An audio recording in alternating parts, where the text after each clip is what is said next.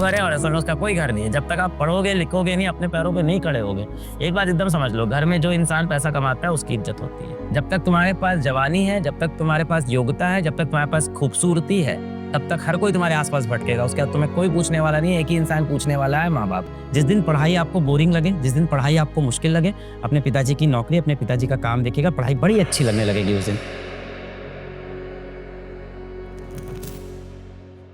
Sir college life तो मतलब बहुत ही अच्छा है। जब हम तैयारी करते थे सर तो मतलब एक अलग ही रहता था कि मतलब टेंशन की पर डे पढ़ना पड़ता था और वही शेड्यूल की। हाँ, ये आप जो सोच रहे हो ना दिक्कत आई है, ये दिक्कत नहीं है, ये आपका प्रोसेस है जीवन का। क्योंकि आप चीज़ों को रट तो सकते हो, है ना, रट लिया, दिमाग में डाल लिया, जाके एग्जाम में उल्टी करके लिखा है। पर जब चीज़ों को समझने की बात आती है तो हालत खराब हो रही है, क्योंकि वहाँ मैथ्स लग गई है, गणित लग गई है। सबसे बड़ी चीज़ कॉन्सेप्ट समझना है। अब भाई क्लास 11th में आके आपको कोई वेलोसिटी समझा रहा है, स्पीड समझा रहा है, तो 9-10 में भी थोड़ा स्पीड, वेलोसिटी, डिस्टेंस कुछ तो पता होना चाहिए। उधर सब खाली था। अचानक से 11th क्लास में पहली बार फिजिक्स आई, वहाँ पढ़ना शुरू किया। मैं बोलता हूँ कब शुरू किया, कितना देर हुई, कोई मतलब नहीं। अंत में जब रेस खत्म होगी अपन ही जीतेगा लास्ट में आगे जाके। तो यहाँ से दौड़ना स्टार्ट करना है। भूल जाओ, देखो जितनी भी आपको दिक्कतें हो रही है ना, इसमें ये चीज समझो कि पुराने पाप का भी नतीजा बहुत निकल रहा है। देखिए आप लोग जहाँ रह रहे हैं ना, यहाँ से एक ही रास्ता आगे निकलने का, वो शिक्षा है, और कोई रास्ता नहीं है इसके सिवा, शिक्षित होने के सिवा। वरना थोड़ा सा बड़े होगे, माता पिता भी लड़कियों पे तो अभी दबाव डालेंगे, बोलेंगे शादी कर लो, शादी करके चले जाओ घर। और बिना पढ़े लिखे किसी घर जाओगे, कोई इज्जत थोड़ी होगी, कहीं पे भी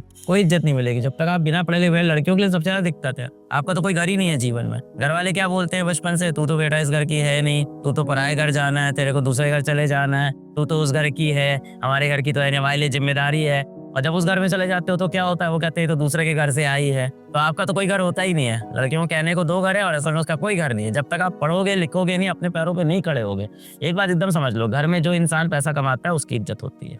ये एकदम साफ बात है। और आज का समय तो आ गया, लड़का भी पैसा कमाता है, लड़की पैसा कमाती है, और दोनों घर के काम भी करते हैं। और आप लोग ना बेटा अभी जो बात कर रहे थे, मैं ये नहीं बोलूंगा कि आप 6-7 अटेम्प्ट का इंतजार करो, क्योंकि आप लड़की हो, अभी आपका उम्र बढ़ेगा, घर वाले पे शादी का दबाव डालने लगेंगे कि इतना थोड़ी समय देंगे तुमको हम 6 अटेम्प्ट करने। और BSc इधर से कंप्लीट हो जाएगा, फिर बोलेंगे लड़की अंडर ग्रेजुएट भी हो गई है ना, तो दिक्कत हो जाएगा। तो आप लोग ये कोशिश करो कि दूसरा ऑप्शन भी, नर्सिंग वर्सिंग भी ट्राई करो। नेट आता था, इंटरनेट सही था। हाँ सर, मतलब मेरा ड्यूरेशन ये होता अगर दिन में नहीं से चल रहा तो रात में लेक्चर देख लेते थे, और बाकी सेल्फ स्टडी वाला तो कभी भी कर लेते थे सर। बहुत करते हैं। क्या क्या काम करता था? घास कराई, गाय चरावाई, गाय चराता था, हाँ सब कराई।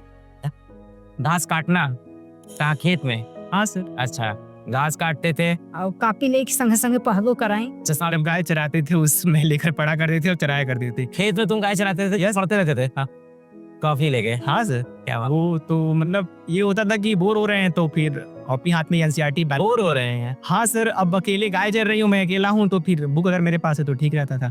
पढ़ाई शौक है या मजबूरी थी? नहीं सर, कुछ सब्जेक्ट तो मेरे फेवरेट थे जिसमें भी शौक से पढ़ा था, लेकिन फिजिक्स मेरी मजबूरी थी सर। ऑनेस्टली मैं बता रहा हूँ, मुझको बिल्कुल अच्छी नहीं लगती थी। ये देखिए बहुत बड़ी बात है। जैसे हम लोग कहते हैं ना कि सर हमें इस सब्जेक्ट में मजा नहीं आता है, हमें इस चीज में इंटरेस्ट नहीं आता है, सर मेरा इस चीज में मन नहीं लगता है। ये सब मुझे लगता है ना, ये सब लग्जरी है। ये वही बच्चे बोल सकते हैं जिनके घर में ऑलरेडी चीजें सब अच्छी चल रही है। अभी हम लोग जिस हालात में हैं, हम लोग वहाँ सेकंड जनरेशन है, यही जनरेशन है जो पढ़ के आगे निकलने वाली है। तो हो सकता है कई बार आपका शौक ना हो पढ़ना, कई बार आपको मजा ना आए पढ़ना। इसलिए मैं बोलता हूँ कि मोटिवेशन और डिसिप्लिन में यही अंतर है। एक होता है मोटिवेशन, सर हमें मोटिवेट कर दो, हम पढ़ा करने, मोटिवेट कर दिया, जाके एक दिन पढ़ोगे, 2 दिन पढ़ोगे, फिर बंद हो गया, फिर कहोगे इंटरेस्ट नहीं आ रहा है, मजा नहीं आ रहा है। डिसिप्लिन क्या होता है कि जिस चीज में आपको इंटरेस्ट नहीं आ रहा हो, मजा नहीं आ रहा हो, फिर भी वो काम करना पड़ेगा, क्योंकि जीवन में कुछ बड़ा करना है उसके लिए। तक देखो, जब तक तुम्हारे पास जवानी है, जब तक तुम्हारे पास योग्यता है, जब तक तुम्हारे पास खूबसूरती है, तब तक हर कोई तुम्हारे आसपास भटकेगा। उसके बाद तुम्हें कोई पूछने वाला नहीं है। एक ही इंसान पूछने वाला है, माँ बाप। उसके बाद कोई नहीं पूछने वाला है। ये तब भी साथ थी जब सुरेश कुछ नहीं था, आज भी साथ है जब सुरेश सब कुछ है। कल भगवान न करे सुरेश अगर फिर नीचे आया तो भी ये साथ खड़ी रहेगी, क्योंकि माँ है, इसको फर्क नहीं पड़ता आप कहाँ हो। बाकी सारी दुनिया आपके पास तभी आती है जब उसको आपसे कुछ मतलब निकालना होता है। इसीलिए अपने आप को बनाइए, अपने आप के ऊपर मेहनत करिए। फालतू की दोस्ती यारी, ज्यादा ये बड़ा गैंग बनाना है, ग्रुप बनाना है, इसमें घूमना है, बाइक लेके घूमना है, प्यार मोहब्बत करना है, ये सब के लिए जीवन पड़ा है। हो जाएगा ये। इस उम्र में सबसे पहले आप खुद को बनाइए, उसका देखिए हर कोई आपके अगल बगल अपने आप घूमने लगेगा। और आपको अभी लड़कों को स्पेशली बता रहा हूँ, बहुत ज्यादा बड़े बड़े ग्रुप में टहलने की आदत होती है कि हमारे दोस्त हैं, ये हमारे यार हैं। और जिस दिन तुम्हारा बुरा समय आता है, अब तो कोई यार और तुम्हारा कोई काम नहीं आ रहा है। आते हैं काम, कोई दिखता है कि इसे 500 रुपए मांग के देखो, हालत खराब हो जाएगी। और देखो जोड़ के उसको 8-9 हजार का मोबाइल फोन दिलाई, ऐसे घर में रहती है, उसका 9 हजार का मोबाइल फोन गिराई। इसे माँ बाप कर सकते हैं, कोई दोस्ती यारी कभी ये नहीं करेगा।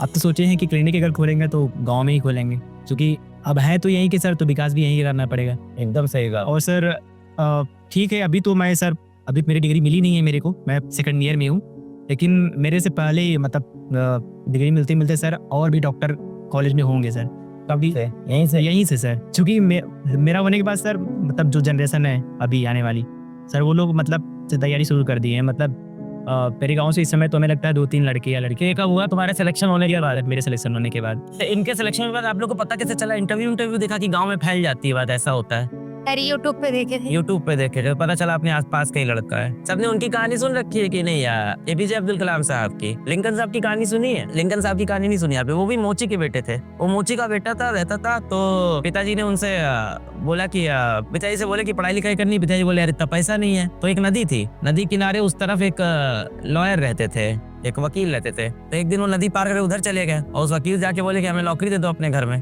तो बोले क्या करोगे? बोले झाड़ू पोछा लगाएंगे। तो बोले ठीक है हाँ कर लो, क्या पैसा लो? क्या पैसा नहीं लेंगे, अपनी किताबें हमें पढ़ने देना। तो हमारे घर में जो किताबें रखी है वो मुझे पढ़नी है। तो उसने कहा यार गरीब बच्चा पढ़ लेगा, क्या चला जाएगा। उनके घर में झाड़ू पोछा लगाते थे, वहीं सोते थे, उन्हीं किताबों से पढ़ते थे, अमेरिका के राष्ट्रपति बने। तो यार ऐसे जीवन में संघर्ष करके ही लोग ऊपर गए। अब्दुल कलाम कहानी सबने देख रखी है, भारत रत्न है भाई। मछुआरे का बेटा था, वो कहाँ से निकल के आया, भारत के लिए भारत रत्न बना, मिसाइल मैन बना।